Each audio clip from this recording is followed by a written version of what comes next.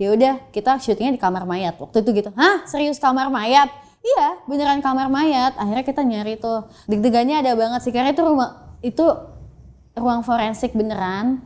Terus kayak seminggu sebelumnya ada yang meninggal di situ, maksudnya di otopsi di situ. Jadi kayak baunya tuh masih ada bau kayak amis gitu-gitu.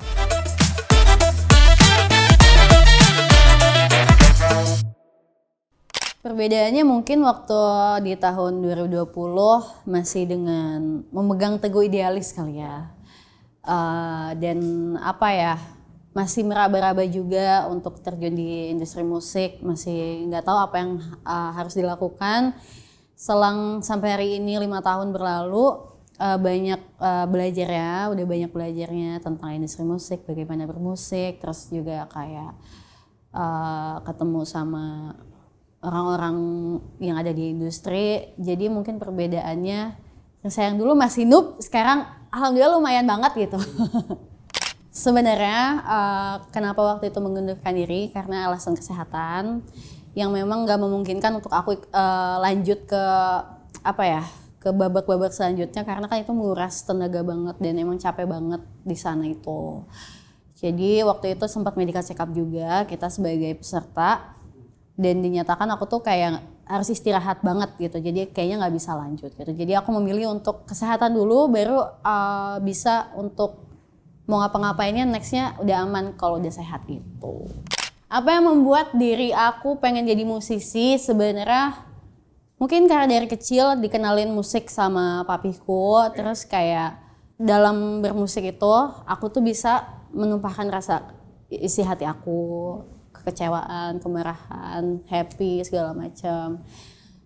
Jadi itu yang membuat aku pengen jadi musisi, dan aku tuh pengen dikenal sama orang tuh dulu waktu awal pengennya sebagai karya gitu loh. Itu yang membuat aku pengen menjadi musisi. Jadi karena segala sesuatunya aku tumpahkan ke dalam musik. Kayak hampir kalau mungkin 90% mungkin ya, apa 80% mungkin, karena memang beliau yang mengajarkan aku tentang musik, bagaimana nyanyi. Aku seneng nyanyi tuh gara-gara beliau. Dan untungnya alhamdulillahnya didukung juga, disupport juga. Misalkan kayak aku kayaknya pengen ikutan ajang kayak waktu itu, yaudah go, kenapa enggak gitu. Karena kayak pengalaman buat aku juga katanya gitu. Jadi kayak mungkin 90% karena dia support full sih. Nyokap dukung nggak? Pastinya, kalau mami udah ngikut aja sih dengan apa keinginan aku selama itu positif. Apalagi kan ini musik juga satu hal yang aku cintai juga. Jadi sebenarnya karena waktu itu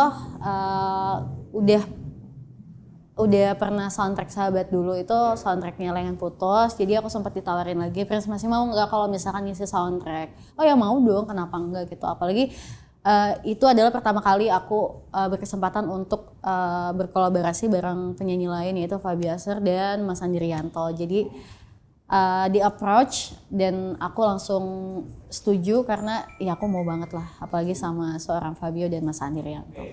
Katanya juga lo pernah casting juga sebenarnya. Layangan Putus. Casting Layangan Putus sih enggak, tapi ceritanya sebelum aku ditawarin untuk ngisi soundtrack Layangan Putus, itu aku habis casting. Castingnya untuk series lain, cuman kebetulan waktu itu ditawarin soundtrack Layangan Putus karena filmnya sudah jadi, sudah selesai, cuma belum ada yang ngisi soundtrack gitu. Jadi akulah ditanyain mau nggak, akhirnya tanpa cang-cincong ya ayo gitu. Jangan ya. Akhirnya meledak tuh ya. Alhamdulillah.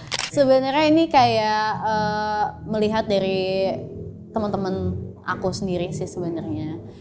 Banyak banget orang yang biasanya kan kalau kisah cinta itu antara cewek cowok doang gitu. Tapi kisah cinta itu juga ada loh buat orang tua gitu. Makanya aku mengangkat ini karena kayaknya tema ini belum pernah diangkat banyak lah sama musisi-musisi gitu. Berarti itu dari pengalaman teman-teman sekitar lo ya? Betul, jadi aku melihat sekitar sih. Kekecewaan apa ya terbesar pasti ada lah, cuman mungkin salah satunya adalah gak bisa lanjut kayak kemarin di ajang pemilihan pencarian bakat kemarin. Itu juga salah satu kekecewaan yang sebenarnya udah kayak ampun aku udah sejauh ini ya, cuma kok harus terhenti kayak gini. Cuman akhirnya aku realizing kalau Tuhan tuh punya rencana lain yang akan lebih baik. Ternyata kan ada sahabat dulu gitu. Bertahan sendiri sebenarnya kayak lanjutan dari coba jadi aku sih, masih ada tentang ayahnya juga. Jadi kalau bertahan sendiri ini tentang kekecewaan, misal ya, aku contohin, aku ini ceritanya punya pasangan, karena kan aku udah nggak dapet sosok ayah di lagu Coba Jadi Aku, jadi aku mencari sosok laki-laki yang bisa mungkin menjadi pengganti ayah gitu kan. Ternyata di bertahan sendiri ini, aku tuh tetap dikecewain sama pasangan aku gitu. Dan yang lebih plot twistnya lagi adalah ketika aku udah dikecewakan, diselingkuhin gitu sama pasangan aku, ayahku tuh diam-diam tahu tentang pasangan aku yang selingkuh. Dan ternyata pasangan aku ini dia membunuh, dia gituin bapaknya gitu ya. Itu makin kayak aduh gue bertahan sendiri ya, gue udah nggak punya ayah sekarang. Gue pikir lo bisa gantiin sosok ayah gue, tapi ternyata lo ambil sosok ayah itu dari gue gitu. Kenapa sih gitu? Jadi kayak ya bertahan sendiri untuk kayak tetap waras sih sebenarnya. Sebenarnya kalau regenerasi kan udah pasti ada ya gitu. Tiap tahun pasti akan memunculkan bintang-bintang baru. Aku sih nggak mau ambil kayak stres dengan aduh gimana ya aku punya saingan atau apa, enggak. Karena setiap musisi itu punya pasarnya masing-masing, jadi aku nggak pernah takut untuk kayak ke apa ya, ketindih sama penyanyi baru atau apa. Yang penting adalah fokus untuk tetap eksis berkarya, biar orang-orang tuh tahu kalau kita tuh masih ada gitu. Ini sebenarnya ide gilanya Priyalangga, direkturnya. Jadi aku waktu itu minta sama dia untuk kayak please out of the box, karena kalau untuk kayak kita pacaran, kita ini terlalu biasa.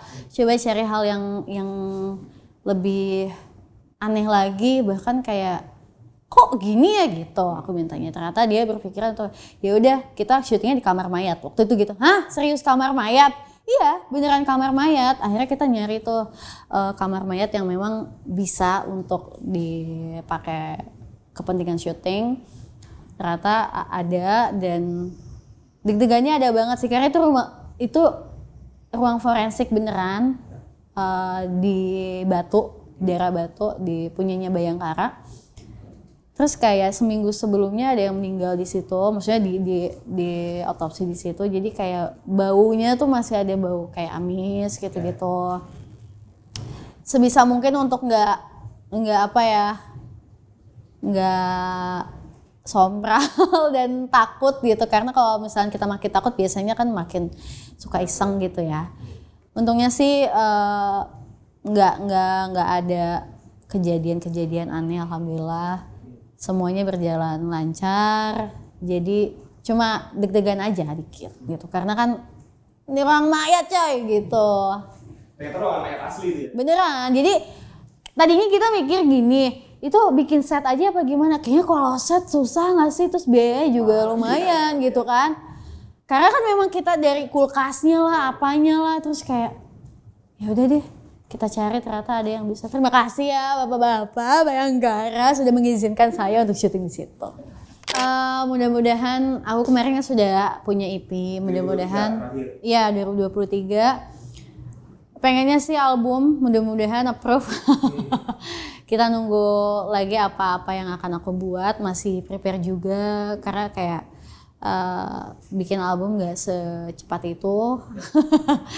Jadi doain aja mudah-mudahan bisa bawa single-single ini menuju album. Melanjutkan hidup ya. Kita ada aja nih problemnya, kita kan manusia, diuji Allah Subhanahu wa Ta'ala. Jadi membereskan hal yang harus diberesin dulu, baru biar tenang berkaryanya gitu. Jadi kayak nggak apa ya, rumit gitu loh, semuanya bercampur aduk. Makanya aku tuh tipikal orang yang membereskan dulu satu-satu, baru aku jalan ke apa yang emang aku tuju gitu. Satu penyanyi Indonesia.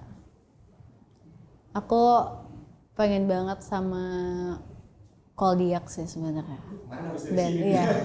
Aku pengen banget sama Koldiak. Kemarin sempat aku bikin konten bareng sama Koldiak karena kayak gila, band keren gitu loh, kayak suara mereka juga bagus-bagus banget. Aku nggak expect pas ngedenger langsung tuh kayak anjir enak banget lagi gitu, kayak gitunya tuh ada banget. Makanya kayaknya kalau di aksi. Gue sendiri pun pengen mencoba untuk kayak keluar dari ballad ini karena kayaknya udah terlalu banyak deh, udah metal banget gitu, melo total gitu kan. Jadi kayaknya harus agak upbeat dikit lah gitu pengennya gitu. Jadi kayak sempat untuk berkolaborasi sama Closehead. Ternyata seru banget, apalagi itu kan band punk gitu, popang.